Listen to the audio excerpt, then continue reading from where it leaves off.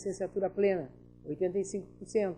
E agora vejam só, colegas, naquela resolução que eu fiz referência para vocês, que foi feita lá em 97, que no Conselho Nacional de Educação, cujo relator era um representante dos sindicalistas, dos professores, lá tinha essa diretriz que vocês estão vendo agora na transparência.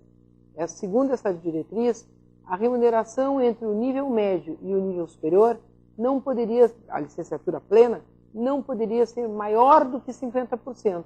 Essa que na nossa carreira é hoje 85%. Não poderia ser maior do que 50%. Pode ser 20%, pode ser 30%, pode ser 40%, não poderia ser maior do que 50%. Agora temos as classes. Nós temos 6 classes. A gente entra na classe A, depois pode ser promovido até a classe F. Cada promoção é 10% de diferença no vencimento, podendo chegar até 50%. Como é que se dá a promoção? Bom, é exatamente um plano de fundamentação na carreira militar. Primeiro tem interstício de 3 anos. O professor tem que ficar no mínimo 3 anos numa classe para concorrer e passar para a classe subsequente. E a promoção se dá alternadamente entre antiguidade e merecimento. Aqui é que o problema começa.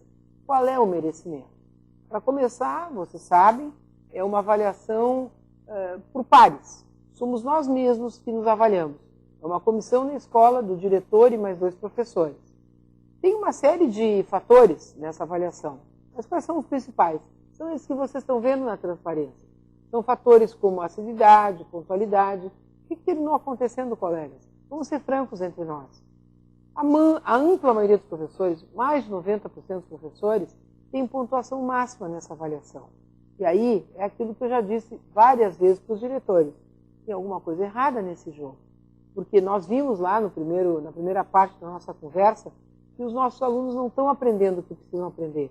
O Rio Grande do Sul está piorando na sua posição na educação brasileira nos níveis de aprendizagem dos nossos alunos. E como é que pode? Os alunos não aprendem o que precisam, os alunos não passam de ano, os professores são todos nota máxima na avaliação, tem alguma coisa que não bate, tem alguma coisa que não está certa. E depois tem outros fatores, participação em comissões, em apresentação de trabalhos publicados, mas o que mais conta aí é a apresentação de documentos da participação dos professores em eventos educacionais. Mas vejam só, é presença física, é frequência. Olha, eu não estou dizendo aqui que todos os professores que participam desses eventos também não estejam interessados em aprender e que também não aprendam. Claro que tem gente que vai lá, presta atenção, aprende, melhora a sua sala de aula em função disso. Mas o que eu estou dizendo é que não é isso que é considerado na promoção. Não se pergunta na promoção se os professores aprenderam. O que na promoção se pergunta é se eles estiveram frequentes.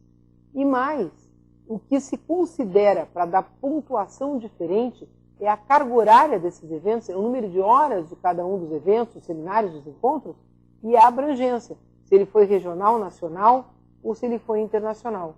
E aí, colegas, desculpem a franqueza novamente, isso virou uma indústria. É fácil que empresas, que faculdades, inclusive que prefeituras, façam eventos de abrangência nacional ou internacional pelo simples convite a palestrantes de fora do Rio Grande do Sul ou de fora do Brasil. Isso não está contribuindo para a melhoria da qualidade da educação no Rio Grande do Sul. É só a gente olhar as posições das aprendizagens dos alunos. E, por fim, o adicional por tempo de serviço. Agora vamos lá, vamos ver quais são as nossas propostas para mudar a carreira do magistério do Rio Grande do Sul. Primeiro, prestem atenção. A palavra lá da lei do piso não era elaborar ou adequar os planos de carreira? Pois é, no que se refere aos níveis, nós estamos adequando. A primeira coisa que nós estamos fazendo é adequando os níveis à nova legislação educacional brasileira.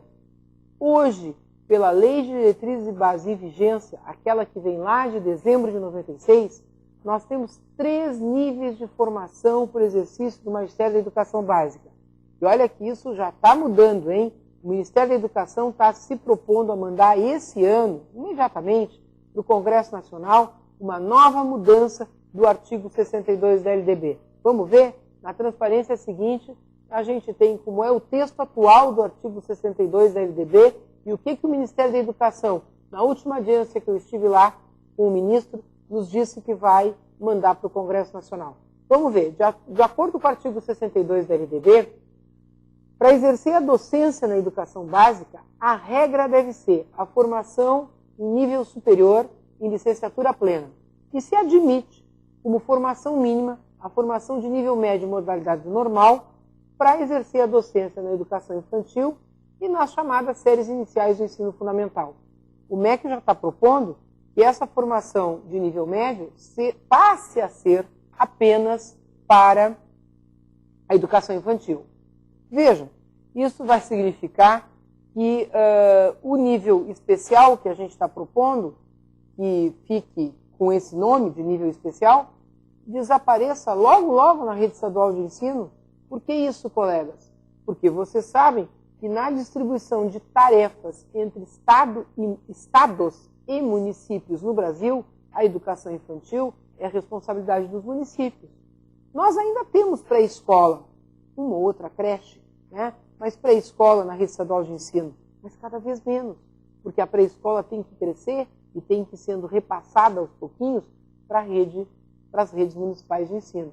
Então aqui, vejam só, isso aqui a gente fez antes do MEC nos apresentar numa audiência em Brasília essa proposta de mudança do artigo 62 da LDB, que ele deve estar encaminhando ao Congresso imediatamente.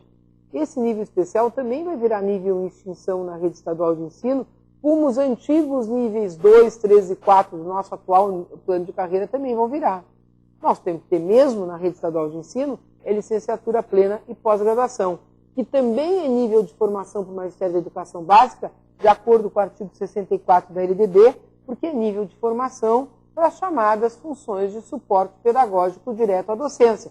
Quais são elas? Supervisão e coordenação pedagógica, orientação educacional, direção e vice-direção de escola. Ora, também estamos propondo adequação à resolução número 3 da SEB-CNE, diminuindo a diferença, nós vamos ver depois na sequência, o vencimento inicial entre o nível médio, né, normal, e o nível superior de licenciatura plena. Ninguém vai baixar nada, a gente vai levantar a remuneração, o vencimento inicial de quem tem o nível 1 no magistério do Rio Grande do Sul. Agora, vamos lá. As outras 3 coisas nós temos que discutir em conjunto. O tempo de serviço, as classes e a introdução da remuneração variável por desempenho. Vamos começar pelo adicional por tempo de serviço. O que a gente está propondo?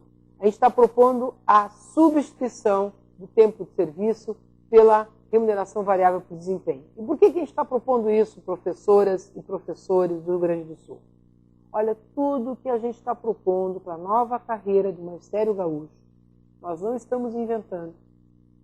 Outros servidores públicos do Brasil já aconteceu isso, ou no Serviço Público Federal ou em outros estados do Brasil, e tem fundamento o que nós estamos propondo.